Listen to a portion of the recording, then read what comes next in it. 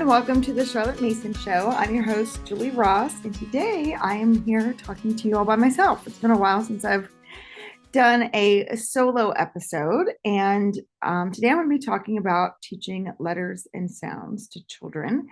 And if you hang on to the very end, I have a special announcement from A Gentle Feast and a special offer for you as well.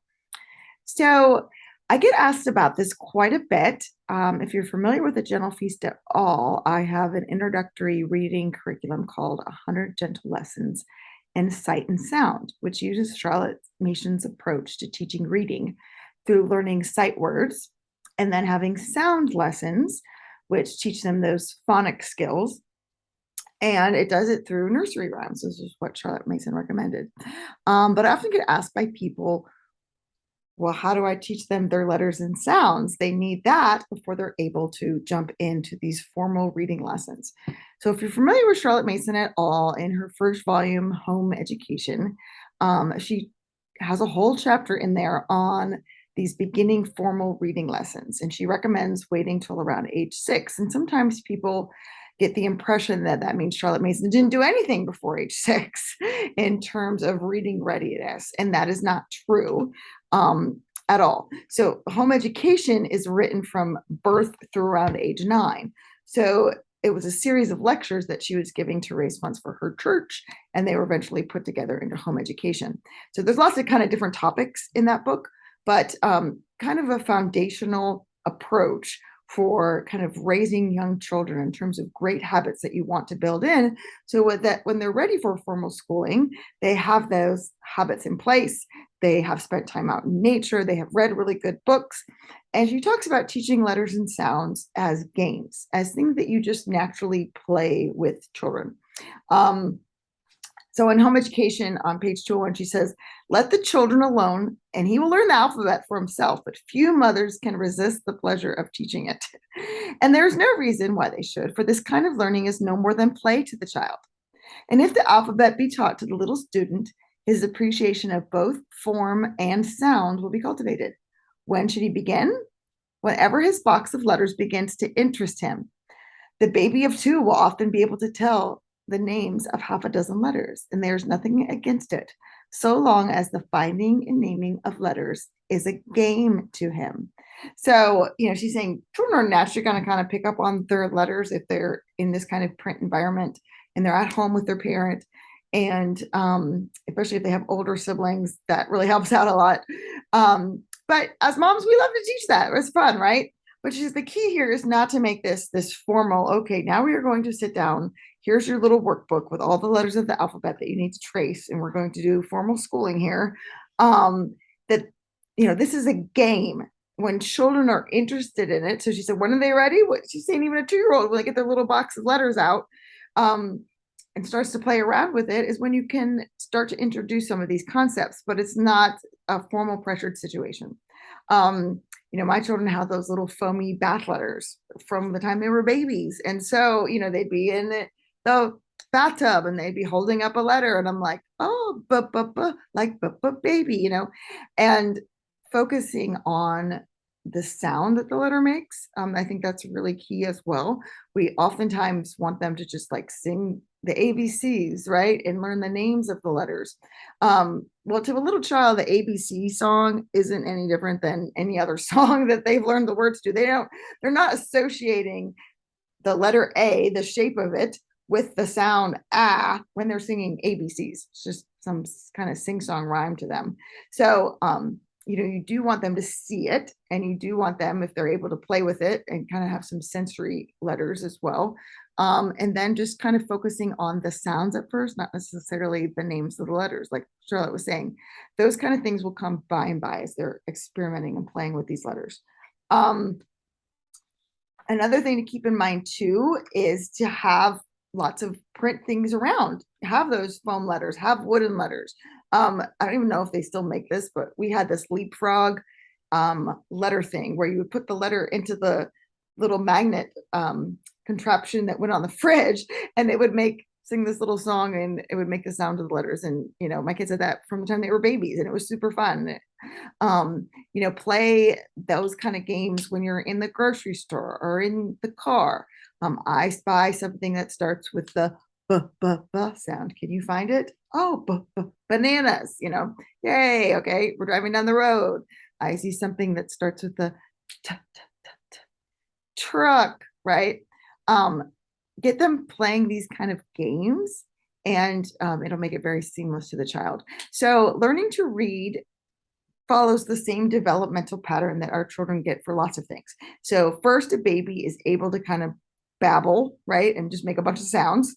And then they learn to hear and understand what someone is saying to them before they're ever able to kind of speak in a way that we can understand them. So their mouth develops first, then their auditory, their ability to hear and understand something, and then the actual speech comes later. So with reading, we tend to think of reading just, okay, here's your letters, right? Cat. What does that say? Cat, right? Without realizing that there's a whole nother process that needs to happen developmentally before that. So the first part is getting their mouth ready for these sounds, learning to shape the sounds with their mouth. The mouth reading, as I call it, is going to come first, getting them to repeat sounds after you. There are 43, I think, different phonemes in the English language. You can have them pronounce those after you. B, b, b, p, p, p, sh, sh, sh. Those kind of games, singing songs, finger plays, nursery rhymes that they're saying themselves are all going to help with those kind of sound reading. And then comes the auditory reading. And this is what is now known as phonemic awareness, the ability to hear sounds, to break them apart, put them together, and we're going to grow through the progression of phonemic awareness because it does follow a developmental pattern as well. All of that has to take place before your child is able to sit down, look at the letter, identify what sound it makes, and be able to put that into combination with other letters.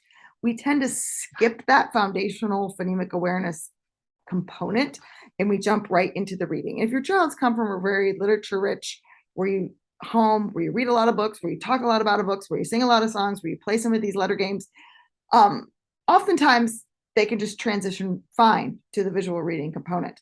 But oftentimes kids have to, if they're a weak in this foundation, that is going to affect their ability to read. And studies have shown that the more phonemic awareness a child has, the faster they are going to be able to read and the longer they're going to be able to read at that level.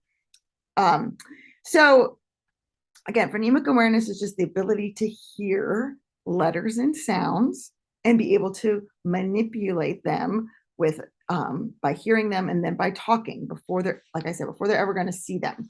So phonemic awareness starts kind of at the big level here with words. And so you can say a sentence to your child.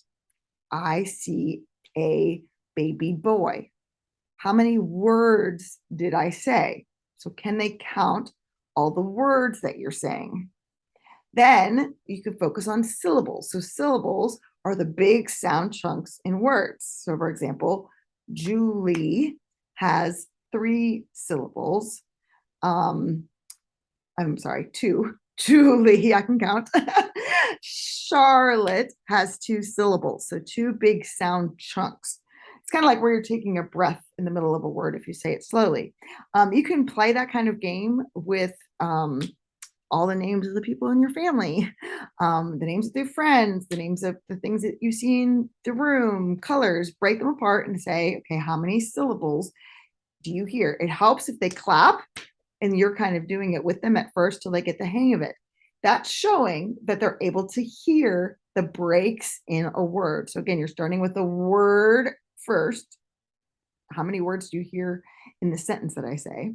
And then you're going to break the word into big sound chunks. Once your child is able to do that, then you can focus on breaking the word up into the individual sounds. So for example,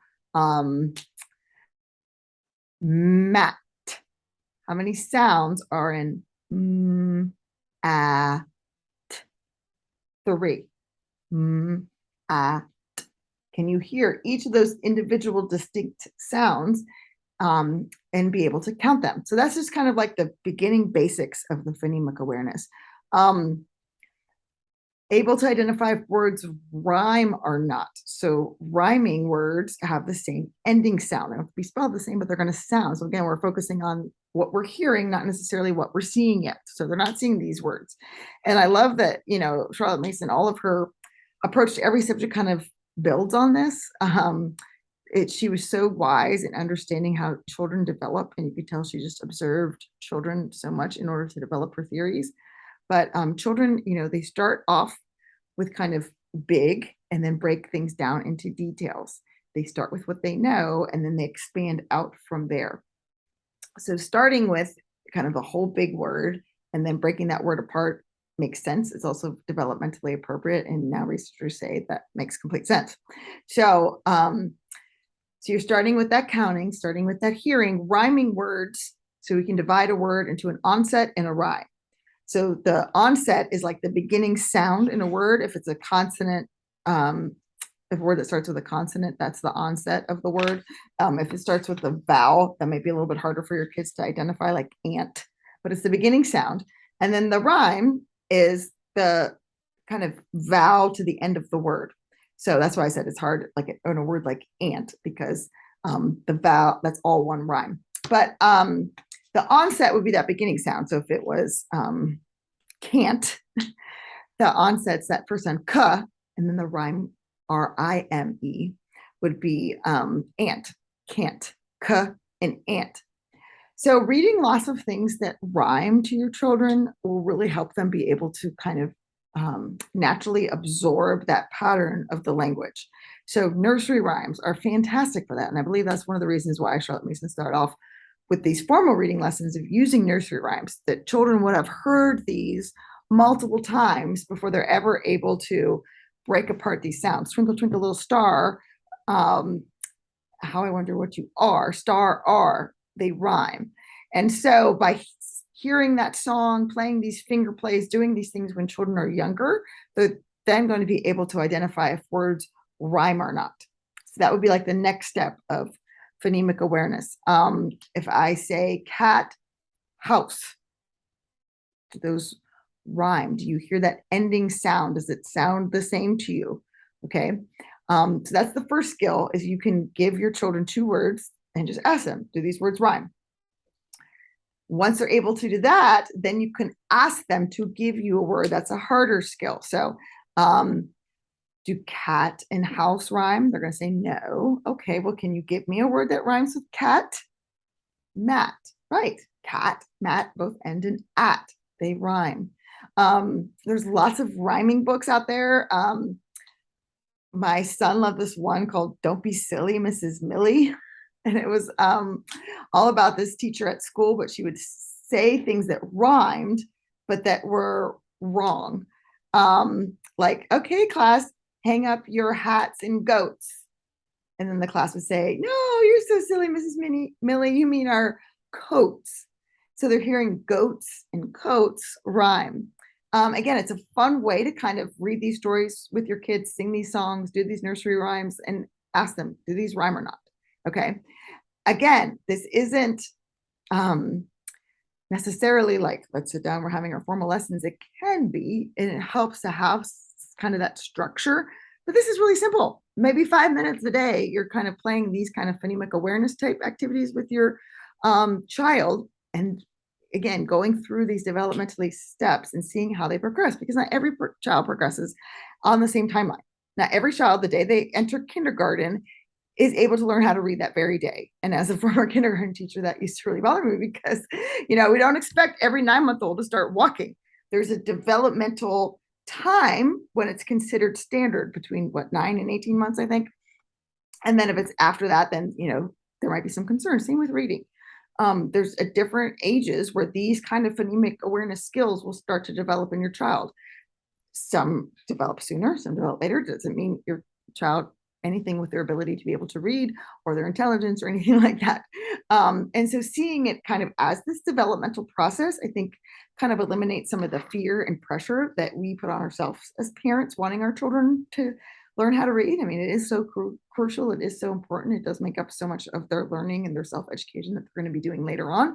So we want them to be great readers, but we can kind of put that pressure and anxiety on our young children, and it's not going to go well by making it kind of these lighthearted, necessarily like games, but kind of questioning and sound activities that your child's hearing and doing. It really eliminates some of that pressure at first and kind of helps them get these skills.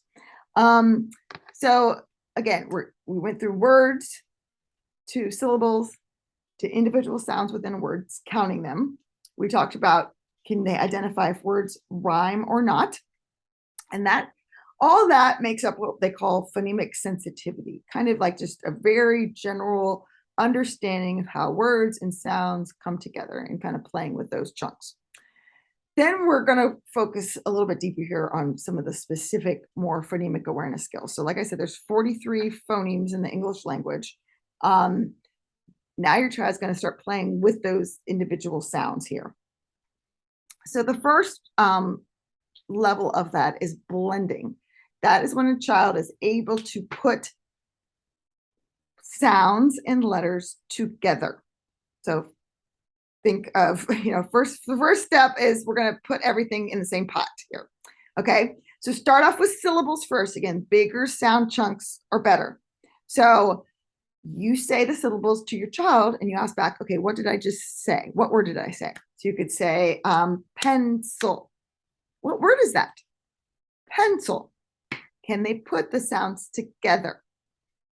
So once you're able to do like the big syllables, then you can work. Compound words are also really helpful for that. What word do I get when I put butterfly together? Butterfly. Okay, so they're taking big chunks, putting them together. When they're able to do that well with the syllables, with the compound words, then you can start focusing on some of these phonemes here. So what do we get when I put together, well, let me give you the example I did earlier, ant. So again, it's that onset, that first consonant, and then the vowel and the letters that come after it. Can you put those together? What do you get when you put bull and ack together? Bull, ack, black. And then you can go to the individual sounds in the words. And it's best to start with consonant, vowel, consonant words that only have 3 sounds. Okay, I'm going to say the sounds, and I want you to act out what I'm doing. So, or what I'm saying. So say the sounds t, a, p. Can your child put those words together? T, a, p, tap, or tapping.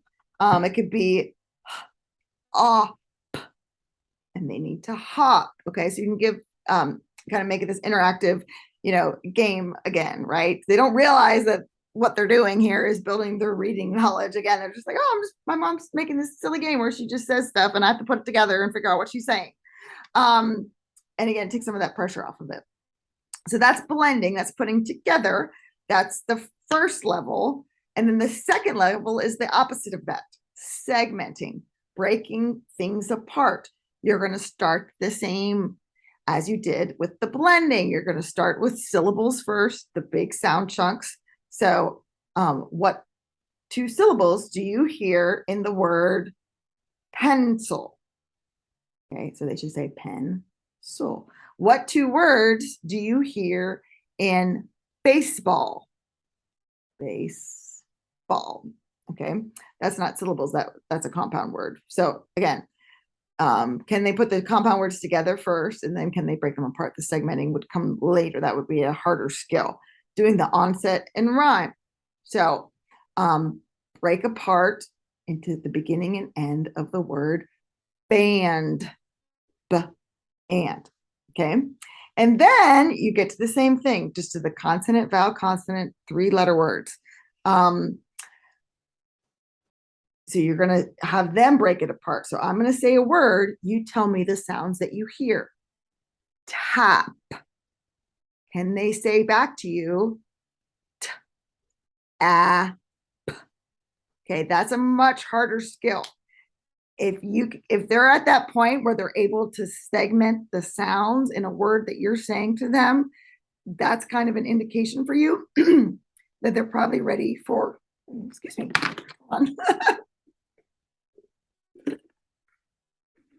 they're probably ready for that visual reading, because that's really what they're going to start doing. Once they're able to identify visually, okay, this says k, then they're able to, when they're looking at a word, they're able to break apart each of the sounds. So k, a, t. Then they're going to blend them together in order to read it faster. You don't want them to have to sound out everything. K, a, t, right? So once they're able to do that, can they blend it into cat? Okay. So they're using that segmenting and blending all the time when they're first learning how to read. If they can do it orally and auditorily first, then they're able to work on doing it visually as well. At the same time as they're working on what I call the auditory reading, you can start introducing the letters and the sounds to them. Like I said in the Charlotte Mason quote, had little babies playing with their letters and sounds. She talks in home education as well about having a sand tray. So she says, make big B in the air and let him name it. So they're seeing the shape of the letter. And to a child, I mean, these really are arbitrary symbols, right? We don't use like cuneiform anymore, or like to a child, what's the difference between an A and a triangle? Like they have to learn to associate this visual symbol with this sound. Okay. So make a big B, B, B, B in the air and let him name it. Let him make a round O, crooked S, T for Tommy. That's fun, learning how to spell all their name and all the letters in their name. You name the letters as the little finger forms them with unsteady strokes in the air. To make the small letters thus from memory is a work of more art and requires more careful observation on the child's part. So I think it's really key. I always started off teaching my children how to make the capital letters first and then the lowercase. The lowercase does take more careful observation, especially so many of the letters look similar, like B, D, and P. Switching those around is going to be really hard, whereas the capital letters are very distinct from each other and they have more big motions, and it requires smaller motions as the lowercase letters. So I always start, but I mean, this is just my recommendation. Start teaching them how to make the capital letters first. But she says a tray of sand is useful at this stage. The child draws his fingers boldly through the sand and then puts a back to his D. And behold, his first essay in making a straight line in a curve. And that's another way that I recommend breaking up letters, because all of the capital letters are either made up of big lines and little lines, or big curves and little curves. So if they can see the letters in those components, it does make it easier to be able to form them. They're not trying to make all these crazy shapes and then, they're tracing over letters, but their tracing lines go all over the place. No, just use them. There's a big line and a little line, a big curve and a little curve, and you can make all the capital letters that way. But the devices for making the learning of the ABC interesting are endless. There is no occasion to hurry the child. Let him learn one form at a time and know it so well that he can pick out the D's, big and little. So even if they're learning how to form the capital letters first, they can still see the A, the A is formed as a capital letter and as a lowercase letter. They can visually recognize those even if they're not able to form them, because their eye recognition is going to come before their fine motor is able to write out those words. So she says, let them pick out the D's, say big and little, in a page of large print. So you can give them a sheet of paper, cut and paste different fonts of the letters D, big and little, and put in some other letters that they've learned. Can they find all the D's in that? Can you find all the D's in the pantry on the boxes that are in there? Let them start hunting for letters in the menu when you're sitting waiting at a restaurant or something like that. Now let him say D for duck, doll, thus duh, uck, duh, og, prolonging the sound of the initial consonant. So that's what I was teaching you. So, I mean, Charlotte Mason was so amazing. All this research has come out in the past like 30 years with teaching children how to read. But when you read what she's saying, it's the same thing. That onset rhyme I was telling you about. So the first consonant and then the vowel and the letters that come after it being the ending of the word. So ug, uk. Okay, so you're breaking the word apart that way at first, and then they're listening for that initial sound. Can you name things that start with d? So you're prolonging that initial sound at the beginning of the word. And at last sounding D alone, but not D, D-E-E, but duh, the mere sound of the consonant, separated as far as possible from the following vowel. So again, asking your kids those kind of games. What word am I saying? Duh, og. So I had a big space between that initial consonant and then the vowel coming after it. Can they put the word together that way first? I think another key point is here she's focusing on the sound, showing them the picture of a capital D, lowercase d. This says duh, like in duck, dog, doll. Okay. If a child can recognize the name of that, that's the letter D. That's great, but that's not going to actually help them reading. When we're reading it, we don't read D-og, right? That doesn't make any sense. So, you can focus on those letter names kind of once they got the sounds down. There was a book that was really popular in the early 1900s called Word Mastery by Florence Aiken. And in that book, she talks a lot about teaching your child these phonemes, this phonemic awareness. She calls it eye reading, ear reading, before they do that visual reading. But she cautions against teaching letter names if they're not familiar with the letter sounds.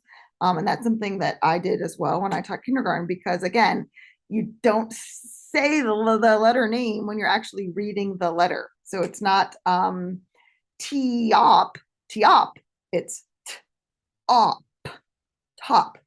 Okay, so they're going to know that that's a letter T. But what's more important at first is that this shape makes the T sound. Okay, so focusing on the sounds of the letters, not necessarily the letters' names at first. And again, like I said, they're going to learn their letter names. Don't worry. That will come by and by. So some of the things that we focused on so far are the skill of being able to count. So count words in a sentence, count syllables, count sounds in a word. Then being able to tell if a word is rhyming, recognizing if it rhymes or not. And then second, being able to supply a rhyming word. That's a harder skill. And again, rhyming knowledge is so key. It comes through singing songs, doing finger plays, doing nursery rhymes. And she talks about that in home education with like things for your governance to do with your children. So if you get one of those, you can let them do it. But the importance of like the French rounds, like these kind of silly sing-song things. Just and again, I think it's because she's so wise and knew that singing those kind of rhymes and songs are going to help them with their reading later on. Then the next skill is blending. That's being able to put things together. So blending the syllables in a word, blending the compound words, blending the individual sounds and saying what word they make. The second skill is breaking things apart. Can you identify the syllables? Can you identify the compound words? Can you identify the first sound and the ending? Can you identify all the individual sounds? Once they have that skill and that develops, if you look at like statistics, that ability to segment, to say the individual sounds in a word. So like, again, if I say the word jump, can your child identify j, what that doesn't develop usually to around age 5.5. And that skill is necessary, to being able to visually read, because I need to look at the word jump on a page and I need to be able to segment each sound. That letter says j, p. Then I can blend them together because I already have that skill. That comes first. So that segmenting still doesn't come till around age 5.5 to age 7. So Charlotte Mason's recommendation to wait until age 6 for formal reading lessons, you can see how wise that was, because that does develop the very last thing. Okay, and then this very last skill here. Once they have this, they're ready to go with reading, is the skill of manipulating. So they're going to manipulate sounds by hearing them first. And then when they're starting to read, then they're going to be able to do that a lot easier. So manipulating. So the first thing is adding a sound. Okay. What do you get if I add a ing sound after run? Running. Okay, so again, they're kind of adding. It's kind of like a blending activity. Being able to manipulate. Okay, so if that's taking a letter out, a sound out, and adding a different one. So take the word cat. Can you make it hat? What did I add? I added a h. Okay, I changed the k. That's going to help them later on, like I said, with being able to do these kind of phonics sound activities that Charlotte Mason recommended in her sight and sound lessons. But you can do that, again, orally and auditorily first. You want them to be able to just say it. Changing base and baseball to foot. Can they add football? That would be the compound words first. Okay, and then you want to be able to move to the little sounds. So say the word trim without the t. And they say rim. Remove day from birthday.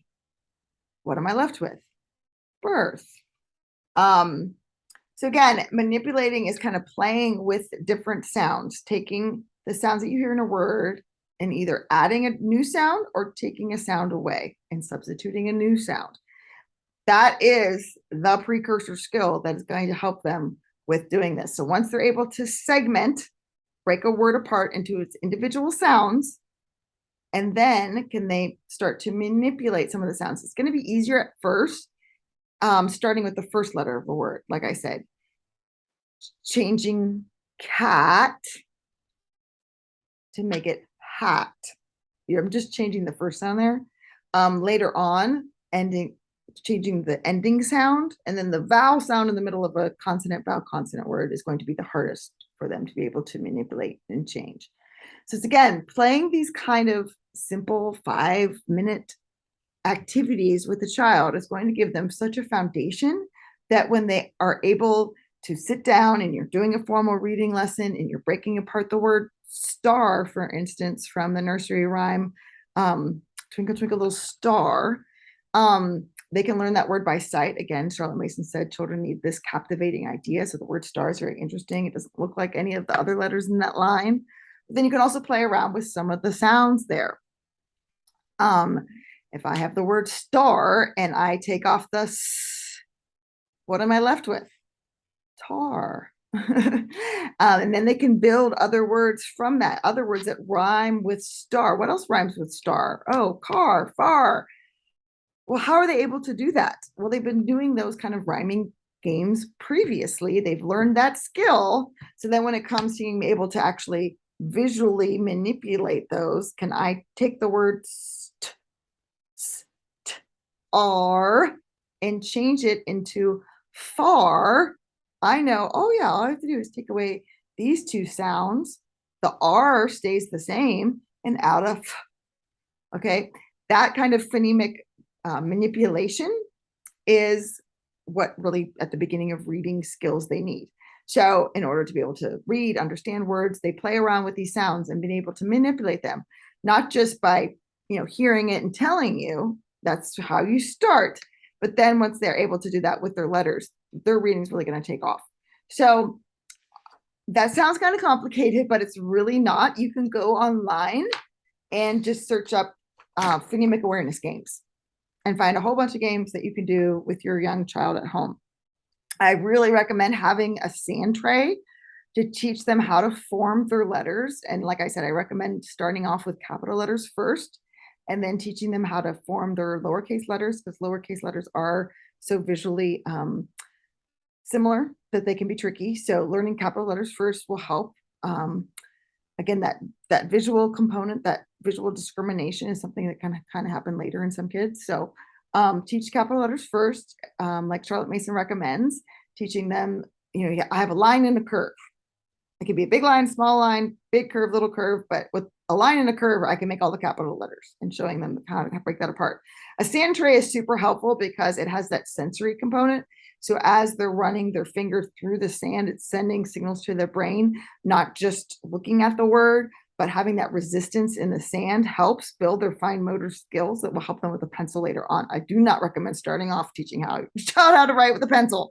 They get all kinds of bad pencil grips, and as a former kindergarten teacher, that was just really hard to correct.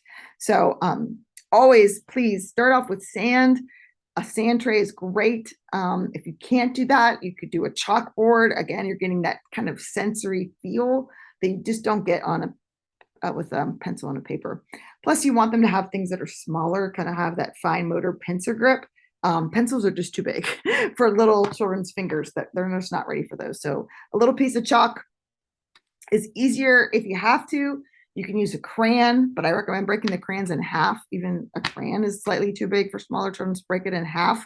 You can put a piece of sandpaper under a piece of regular paper and show them how to make their letters that way. At least they're still getting some. You want that resistance. That does help with their fine motor memory, but also building those kind of muscles in their fingers. The resistance is going to help with that as well. So again, it's something, it should be playful. It should be just a few minutes every day. You can make this a game in the car when you're out and about. But having it's helpful to know what you should be focusing on first and kind of building these skills. You don't want to just start off with phonemic manipulation and manipulating different sounds in a word. That's a much later skill, rather than, okay, can you tell me what word I'm saying when I give you 2 syllables? That's an easier skill. So you kind of want to follow that developmental timeline there. And if you do look up phonemic awareness gains, I might even link some into the show notes here, but and a chart that kind of shows you the stepping stones of how these skills build on each other. So you can kind of make sure you're working at the right pace there. If you would like more help with that, and you want kind of like just a system that's kind of open and go, and you can easily follow it, like I said, I have come out with 100 gentle lessons in letters and sounds. It's based on nursery rhymes, so each letter has a nursery rhyme that goes with it. I love nursery rhymes. The pictures are beautiful, but also it's something Charlotte Mason recommended that you keep doing with your children to kind of build that sound knowledge. So each letter has its own nursery rhyme. There's the handwriting component, which making it in the sand tray or making it with a big line and a curve, that kind of thing. And then there's 2 phonemic awareness activities a week. Again, very simple, 5 to 10 minutes, kind of seems playful to the children. They're jumping around, they're following directions, it's hands-on, that kind of thing, to develop that phonemic awareness so that they're ready to add in their formal reading lessons when they're around age 6. Again, that's not like set in stone. I hear people say that. Like, there's a continuum there. You will know when your child is ready because they are able to do those phonemic awareness, that auditory, that speaking, and that listening activities with the letters, breaking apart the letters, putting them together. When they're able to do that, that will show you that they are ready for more formal reading lessons. But we tend to just jump in and think, oh my goodness, they're 4, or oh my goodness, like the neighbor's doing it. So like now we need to start because this is the time I'm supposed to start, without seeing those kind of signs. So I really recommend that you do these activities with your children before you start formal reading lessons. Doesn't matter if they're age 6, age 5, tomorrow's their birthday. You want the readiness there before you jump in. So I hope that helps. Some of these words and some of these things can seem really complex, but they're really not. I think if you just kind of see the progression here, you can see that these are really kind of natural skills and probably things you're going to most likely do anyway. But it helps to know what they are, and it helps to be intentional with them. So when you're teaching your children to form their letters, oh, well, maybe I should start with capital letters. Oh, I should use this. I never thought to use a sand tray, or I never thought to teach it with lines and curves, like Charlotte Mason said, or I never thought, to start focusing on the beginning sounds and the words and asking them what they hear at the beginning of dog or things like that. I never thought about that, just incorporating those things alone with the nursery rhymes, with the songs, finger plays will help your child tremendously. But if you want to give them even a better foundation in order to start those visual reading lessons, work some more on that auditory, work some more on blending sounds, segmenting sounds, changing sounds in words and manipulating the sounds to get a new word. All of that will really help with that foundation. So I hope that is helpful. If you're interested in looking at a sample of the 100 gentle lessons in letters and sounds, you can go to the show notes and I will have a link to that.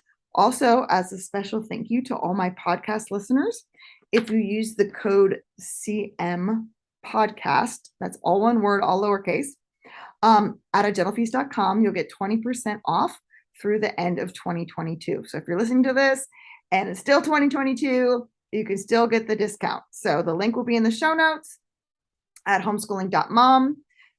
In the show notes, I will have a link to the new 100 gentle lessons in letters and sounds.